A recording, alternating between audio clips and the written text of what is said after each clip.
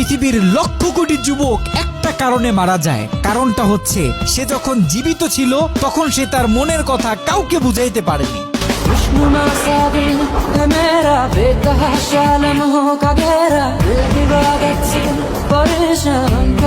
কাক আর কোকিল দুজনেই কালো, তাও মানুষ কাকের তুলনায় কোকিলকেই বেশি ভালোবাসে। কারণটা কি জানেন? কোকিলের গলার মিষ্টি স্বর।